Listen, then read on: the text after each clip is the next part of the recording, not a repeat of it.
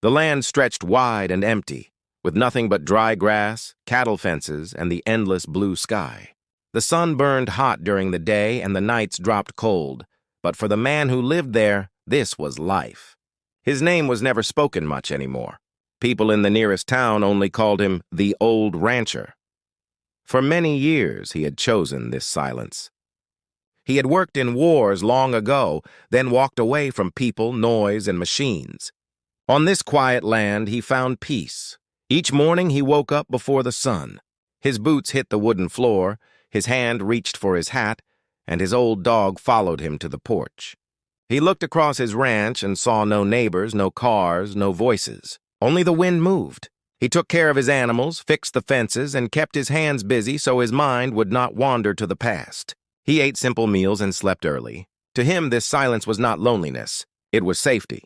But sometimes at night, when the stars filled the sky, he felt something heavy in his chest. He remembered the faces of people long gone. He remembered a world that moved forward while he stepped back. Still, he told himself this was better. Better to live with cattle than with broken promises. Better to ride his horse across the plain than to sit in noisy towns with people he could not trust. The days were calm. The ranch never changed, until one night. That night, the wind carried a strange sound. It was not the howl of coyotes, not the call of birds. It was softer, broken, almost like crying. The rancher stood on his porch, holding his lantern high, trying to hear again. His dog's ears stood sharp, and the cattle shifted in the distance. The sound came again, faint but real, drifting from the far fence at the edge of his land.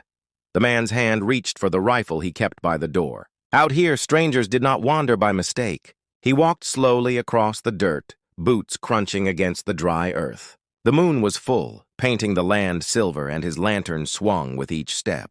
His heart beat hard against his chest, though he told himself it was probably nothing. Maybe a traveler. Maybe a trick of the wind. But as he neared the fence, he froze. There, standing in the moonlight, were shapes. Human shapes, but not human. 11 women stood pressed together, their eyes glowing faint in the night. Their skin was pale with a strange purple shine. Their hair fell white like snow, and their faces carried the same deep sadness, as if each one had lost something that could never be replaced. They wore torn clothing, travel-worn and dirty, and yet there was something otherworldly about them. The rancher's first thought was that his mind was tricking him. But his dog barked low, the cattle shivered, and the air itself felt heavy. This was no dream. One of the women stepped forward.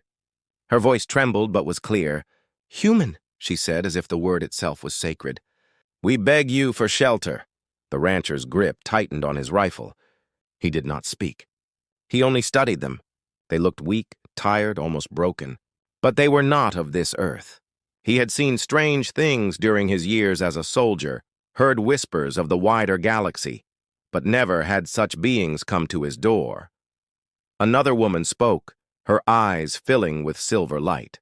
"We are widows. Our husbands are gone. We have nowhere else to go. Please, let us stay, even for one night."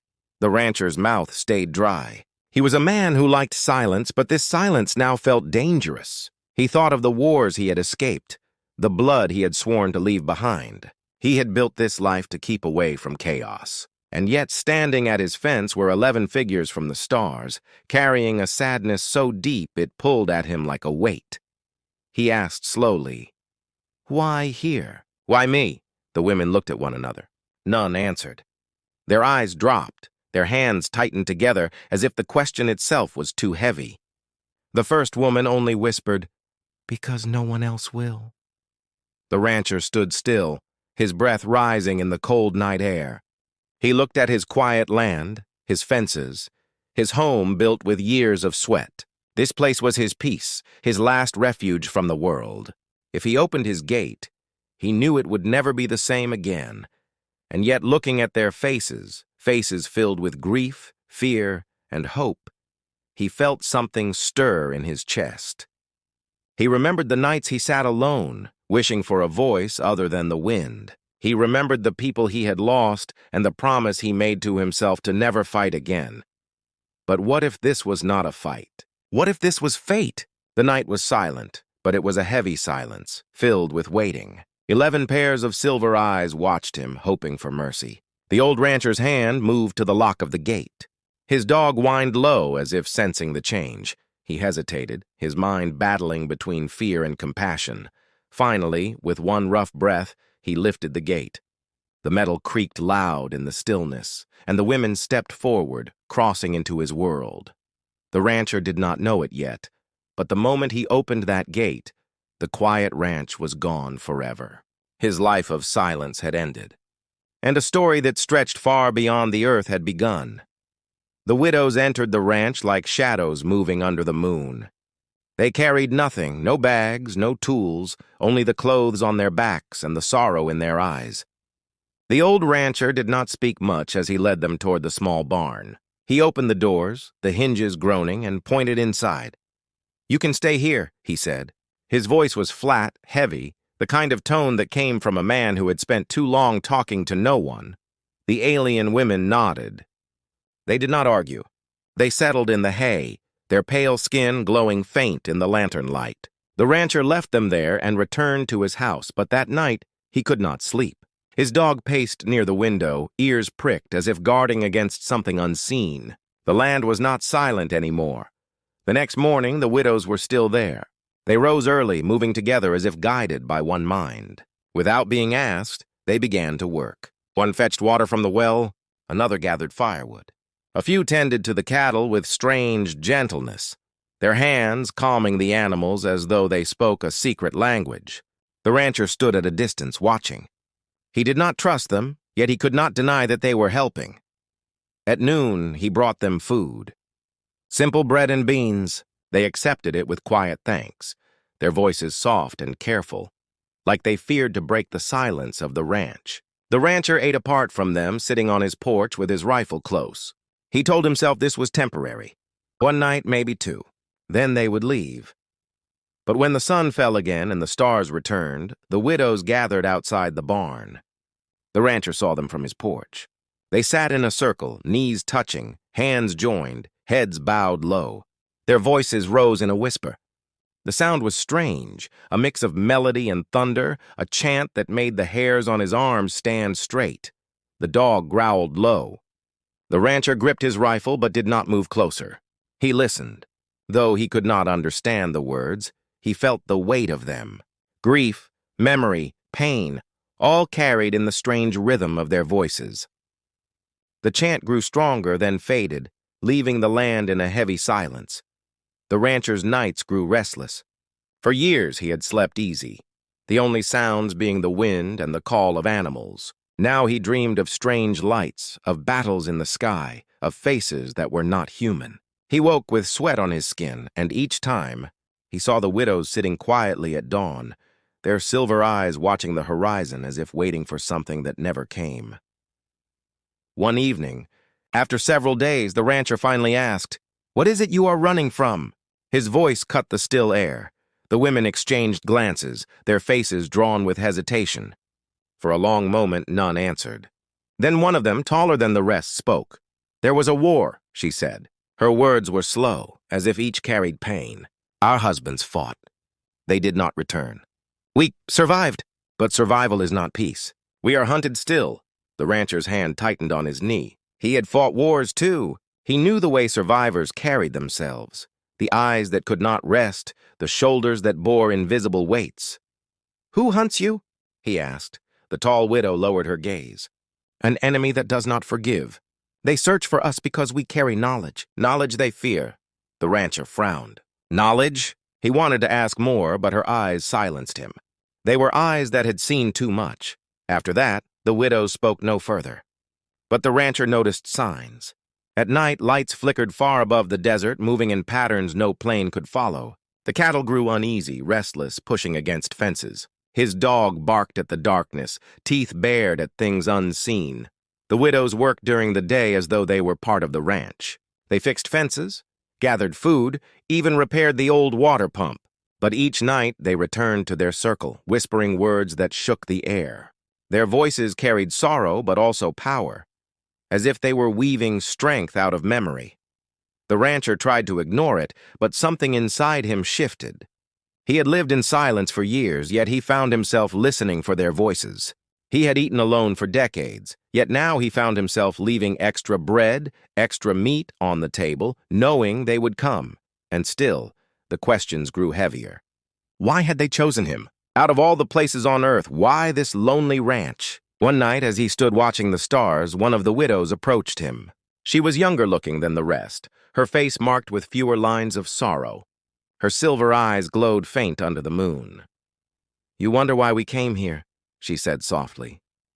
The rancher did not answer, but his silence spoke for him.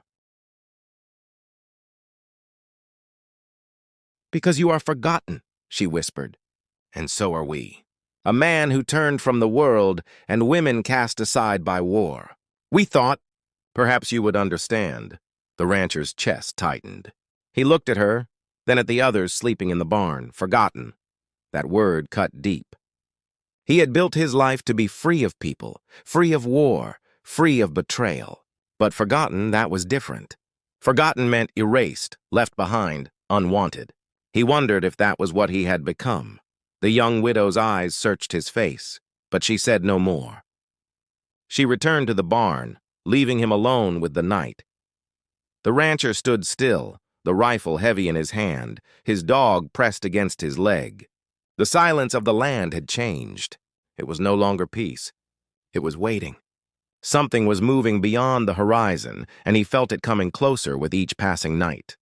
The widows carried a secret, and that secret had already crossed his fence. The days passed, and the ranch no longer felt like the same quiet place it once was. The old man woke each morning with the same routine, boots, hat, dog, cattle, but the air carried something heavy now. He felt it in the way the earth seemed too still, in the way the cattle shifted nervously, and in the way the widows always looked at the sky before they spoke. At first, he thought it was only his imagination. He had lived alone for so long that the presence of strangers was bound to make him uneasy. But then came the signs, small at first, then louder, until he could no longer deny them. One morning, when he walked out to feed the cattle, he found the herd pressed together near the fence. Their eyes were wide, their bodies trembling. The dog barked toward the far edge of the desert. The man raised his rifle and scanned the horizon, but saw only dry land and long shadows. No rider, no animal, no dust of travelers. Still, the herd did not calm. He had to walk among them, speaking softly to steady their nerves. That night, the widows gathered in their circle again. This time, their chant rose louder, voices layered with sorrow and warning. The man sat on his porch, rifle across his lap, listening. The chant seemed to pull at the stars themselves, calling them closer, bending the silence of the land. He wanted to tell them to stop, to leave his ranch as quiet as it had once been. But when he looked at their faces, he stayed silent. Their grief was too deep, their fear too real. The third night, lights appeared. Not lanterns, not fire. Strange glows flickered in the sky, white, red, then a cold blue. They moved fast, cutting across the stars, pausing as if searching, then darting away.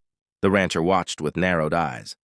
He had seen planes, meteors, even satellites, but nothing like this. These lights moved with intent. His chest grew tight. The widows did not look surprised.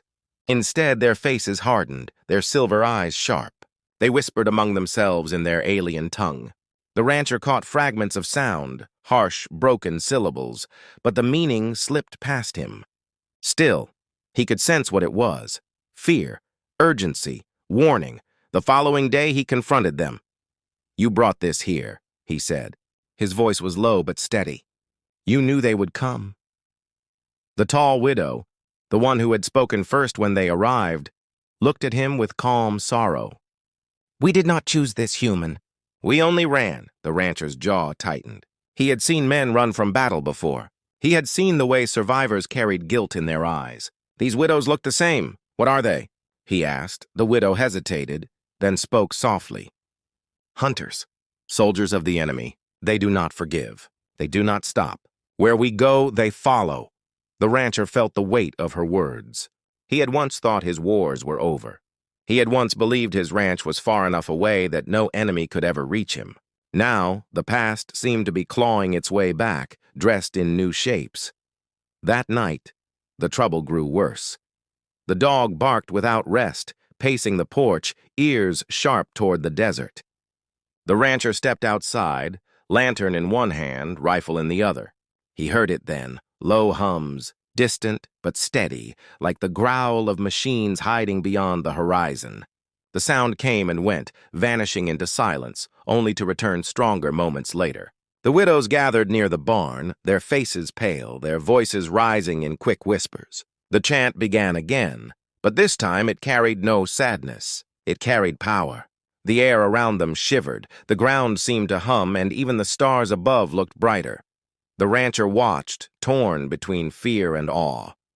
He had fought men, tanks, and planes, but he had never seen voices bend the air. By dawn, the hums faded, and the widows fell silent. But the man knew the enemy was near. He could feel it in his bones, the same way he had once felt the approach of battle long before the first shot was fired. The next morning, he found strange marks in the dirt by the outer fence. Not hoof prints, not boot prints. The shapes were wide, deep, and burned at the edges as though something hot and heavy had landed there. He knelt to study them, his hand brushing the blackened soil. His chest grew tight. "They are close," one of the widows said behind him. He turned, rifle steady, but lowered it when he saw her eyes. She was not warning him. She was confessing. The man stood slowly. "Why my ranch? Out of all the places in this wide world, why here?" The widow looked past him at the open land, at the sky stretching endless above. "Because you were forgotten. And forgotten places are harder to find, or so we hoped." The rancher's throat tightened. That word again. Forgotten.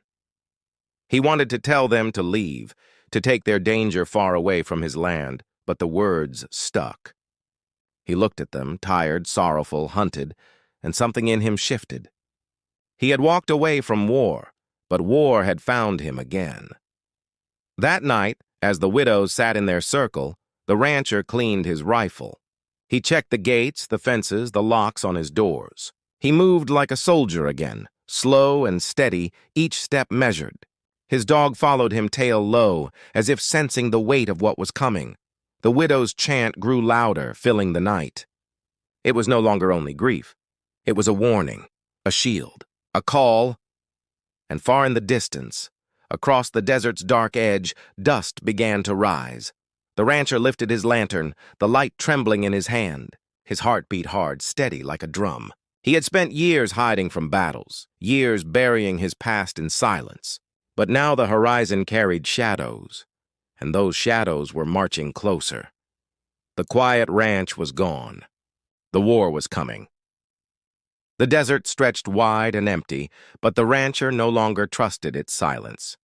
Each shadow felt like it carried eyes. Each gust of wind sounded like steps marching closer. He moved through his land with steady purpose, the old soldier inside him awake again. His dog followed at his heel, no longer playful, always alert. The widows worked harder now.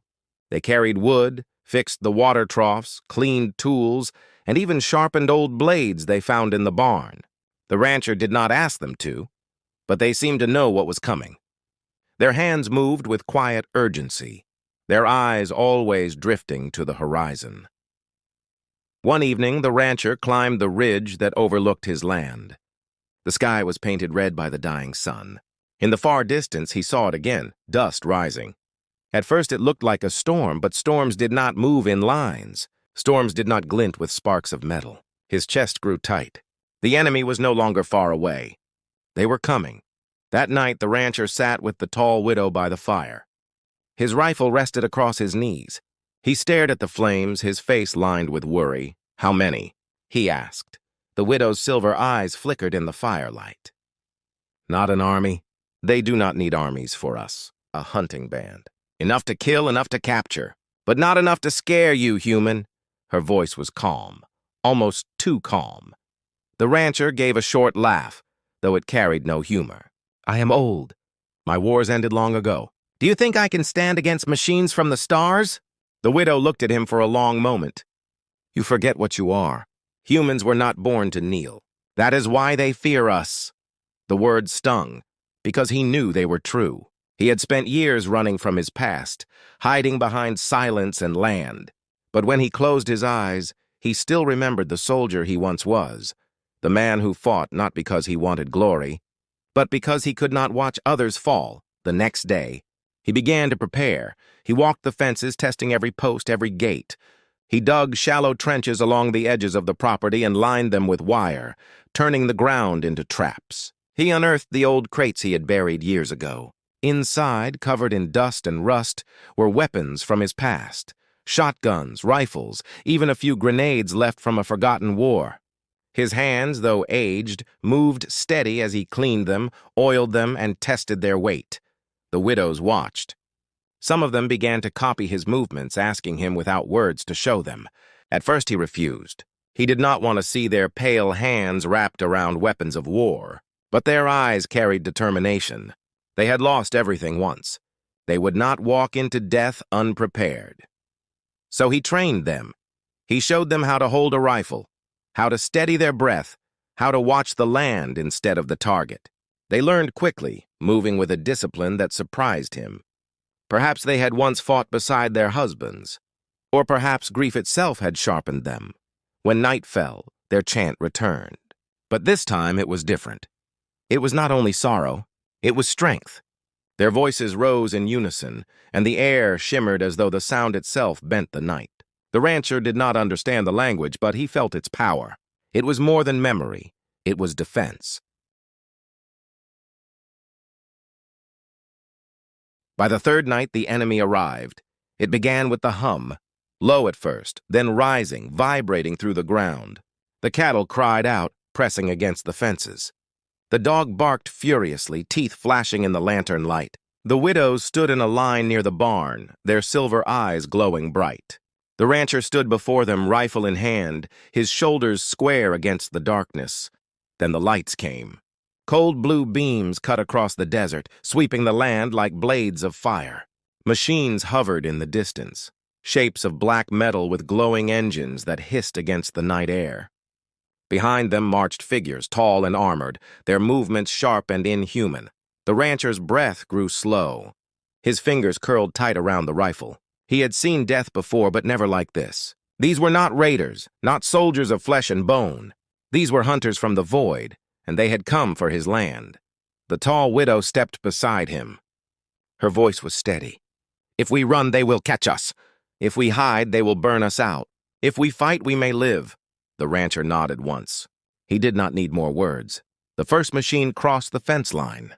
The rancher raised his rifle and fired. The sound cracked through the night, echoing across the land. The shot struck the machine's side, sparks flying. It wavered, but did not fall. More lights swept the ranch, locking onto them. The widows began their chant, voices rising in a storm. The air thickened, trembling around them. The machines slowed, their beams flickering as though fighting against an unseen weight. The rancher's dog charged forward, barking wildly, and the widow's chant grew stronger. The hunters advanced. The war had come to the ranch. The old man's hands were steady. He had buried the soldier inside him for years, but now that soldier stood awake again. And for the first time in decades, he was not fighting alone. The quiet ranch was gone. The battlefield had begun. The night shook with sound. The desert, once silent and still, became alive with fire and shadows. The hunters moved closer, their machines crawling over the sand, their armored bodies glowing with blue light. The ranch that had stood quiet for years now burned with the heat of war. The old rancher stood at the center, rifle tight in his hands, eyes fixed on the enemy. The widows formed a line behind him, their silver eyes shining, their voices rising in a chant that bent the very air. Each word carried power, vibrating through the ground, pushing back against the enemy's advance. The first wave of hunters came fast. 3 figures rushed forward, metal weapons raised. The rancher fired without hesitation. The shot cracked the night, hitting one square in the chest. Sparks burst out and the figure collapsed. Another leapt forward, too quick, but the rancher's dog sprang from the side, teeth tearing into metal and flesh. The machine staggered, and a widow fired the rifle she had trained with. The bullet cut through the air, striking true. The rancher's heart pounded, but his hands moved steady. He reloaded, fired again, and shouted orders he had not spoken in years. His voice was hard, commanding, the voice of a soldier who had once led men through fire. The widows listened. They moved with him, covering his flanks, guarding the barn, protecting the weak among them. The hunters pressed harder. Their machines hovered above, sending beams of light that cut through wood and stone. The barn walls cracked, fences fell, and dust filled the air. But each time the beams drew close, the widow's chant swelled. The light faltered, bending away as though repelled by invisible hands. The rancher realized then that their voices were more than grief. They were weapons. Not bullets, not fire, but something deeper. The chant was their shield, their strength. Without it, they would fall. He fought harder. His old body burned with effort, but his spirit rose higher. He remembered the days of battle long ago, the faces of his comrades, the sound of war that had once defined him. He had buried that life, but now it returned, not as a curse, but as purpose. He was not fighting for a nation, not for orders. He was fighting for 11 broken souls who had chosen his forgotten ranch as their last refuge. The ground shook as a larger machine advanced. Its body was tall, 4 legs stomping like a beast, weapons glowing at its sides. The widow's chant trembled against it, but could not stop its march. The rancher's breath caught, but he did not run. He called for the widows to cover him, then moved forward, crouching low through the dust. His hands reached for the crate he had hidden near the fence. Inside lay the old grenades, relics of a forgotten war. His fingers gripped one, pulled the pin, and hurled it with all the strength his body carried. The explosion ripped through the night, fire and smoke swallowing the beast. When the dust cleared, its body lay broken, sparks flickering out. The widows cried out, not in fear, but in hope. Their chant grew louder, stronger, shaking the sky itself. The hunters faltered. The rancher seized the moment, raising his rifle, shouting for the widows to strike. They fought side by side. The widows, once only shadows of grief, now stood tall, voices thundering with power. The rancher, once only an old man, now stood as a warrior again, his every shot precise, his every step steady. The dog leapt and tore, fearless even against metal. The hunters fell one by one. Some broke apart under gunfire, others staggered beneath the weight of the chant, collapsing as if crushed by unseen force. The air filled with smoke, light, and the sound of battle. But the fight was not without cost. One widow was struck by a beam of light. She cried out, falling to the ground, her silver eyes dimming. The chant wavered for a moment, but the others gathered around her, raising their voices higher, refusing to let grief silence them. The rancher knelt by her side, his weathered hand gripping hers. She looked at him with fading eyes and whispered, "Do not stop." He did not. He rose again, firing, shouting, standing between the widows and the enemy with a strength that seemed larger than his body.